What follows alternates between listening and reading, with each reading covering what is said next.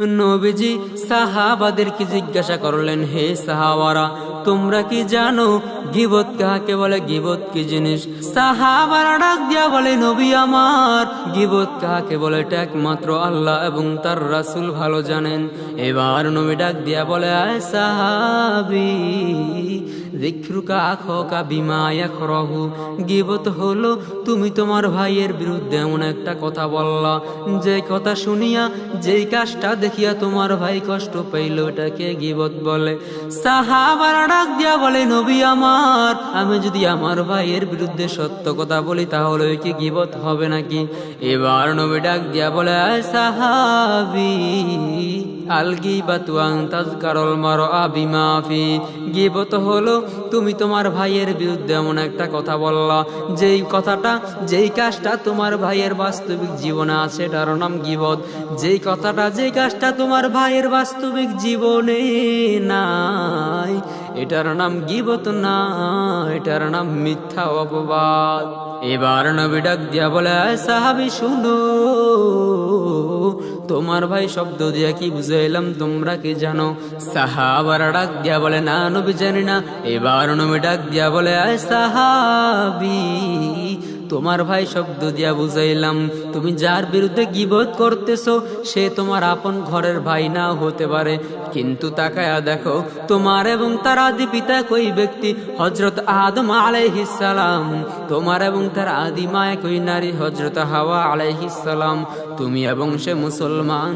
আল মুসলিম আখুল মুসলিম, মুসলমান মুসলমানের ভাই। এবার চলে আসেন গীবত তিন প্রকার। এক নম্বরে মুসলমানের গীবত করা, দুই নম্বরে অমুসলিম নাগরিকের গীবত করা, তিন নম্বরে যুদ্ধরত শত্রুর গীবত করা। মুসলমানের গীবত করা হারাম। আল্লাহ পাক রব্বুল আলামিন মুসলমানের গীবত করা তো নিকৃষ্ট, তো নিকৃষ্ট এটা বুঝাইতে গিয়ে বললেন, তোমরা কি তোমার আপন মৃত ভাইয়ের গোশত খাইতে পছন্দ করো?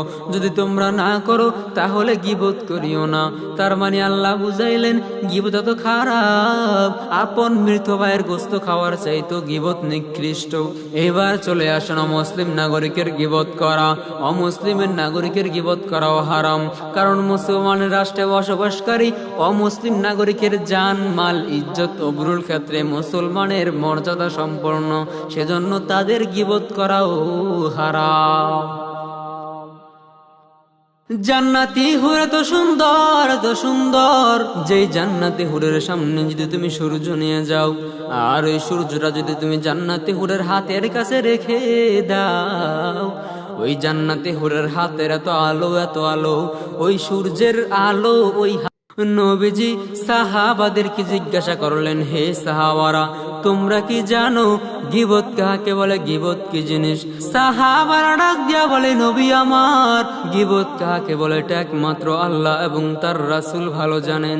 এবার নবী ডাক দিয়া বলে, আয় সাহাবী, যিকরুকা আখাকা বিমা ইয়াকরাহু, গীবত হলো তুমি তোমার ভাইয়ের বিরুদ্ধে এমন একটা কথা বললা যে কথা শুনিয়া, যেই কাজটা দেখিয়া তোমার ভাই কষ্ট পাইল, এটাকে গীবত বলে।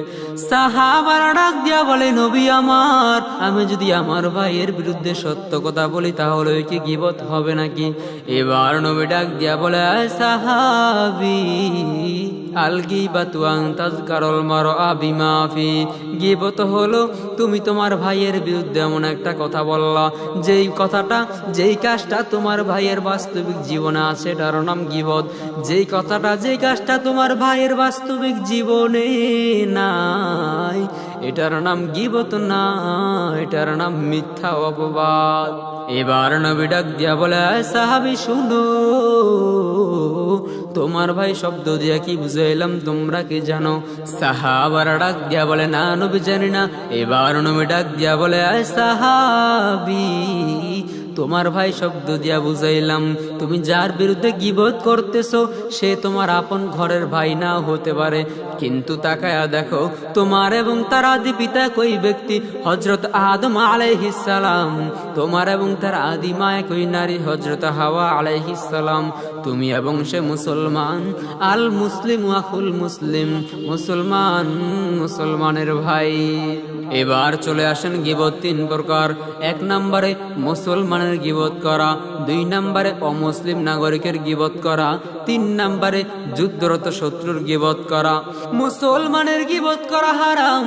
আল্লাহ পাক রব্বুল আলামিন মুসলমানের গীবত করা তো নিকৃষ্ট এটা বুঝাইতে গিয়ে বললেন, তোমরা কি তোমার আপন মৃত ভাইয়ের গোশত খাইতে পছন্দ করো? যদি তোমরা না করো তাহলে গীবত করিও না। তার মানে আল্লাহ বুঝাইলেন গীবত তো খারাপ, আপন মৃত ভাইয়ের গোশত খাওয়ার চাইতো গীবত নিকৃষ্ট। এবার চলে আসেন অমুসলিম নাগরিকের গীবত করা। অমুসলিমের নাগরিকের গীবত করাও হারাম, কারণ মুসলমানের রাষ্ট্রে বসবাসকারী অমুসলিম নাগরিকের জান মাল ইজ্জত অবরুল ক্ষেত্রে মুসলমানের মর্যাদা সম্পন্ন, সেজন্য তাদের গীবত করাও হারাম।